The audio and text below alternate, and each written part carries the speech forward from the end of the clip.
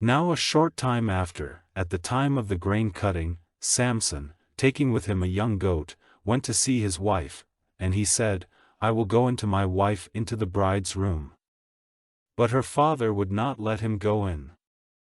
And her father said, It seemed to me that you had only hate for her, so I gave her to your friend, but is not her younger sister fairer than she?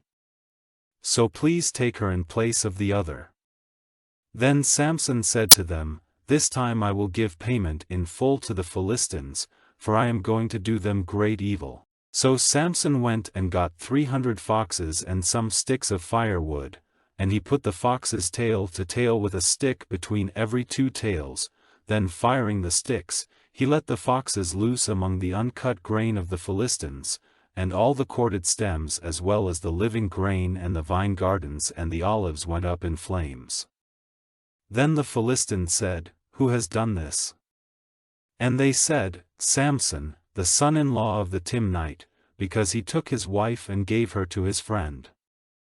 So the Philistines came up and had her and her father's house burned.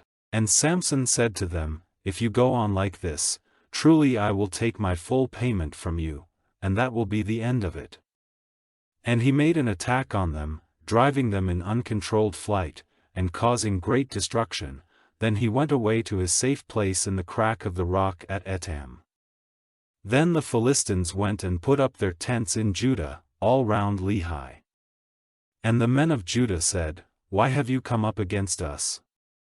And they said, We have come up to take Samson, and to do to him as he has done to us. Then 3,000 of the men of Judah went down to the crack of the rock of Etam, and said to Samson, Is it not clear to you that the Philistines are our rulers?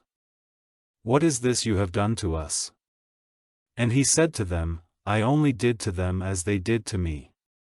Then they said to him, We have come down to take you and give you up into the hands of the Philistines.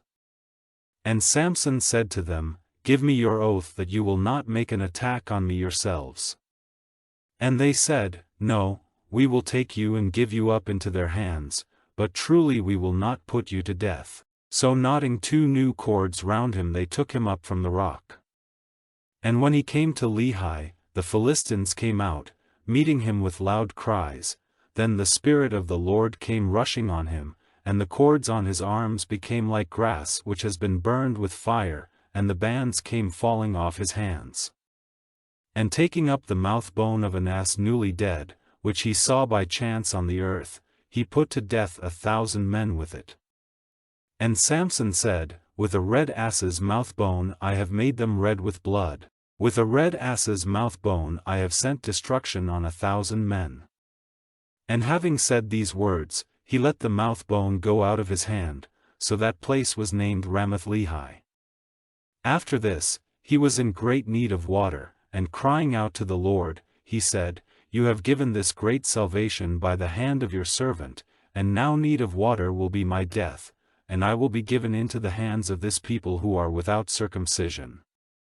Then God made a crack in the hollow rock in Lehi, and water came out of it, and after drinking, his spirit came back to him and he was strong again, so that place was named En-Hakkore.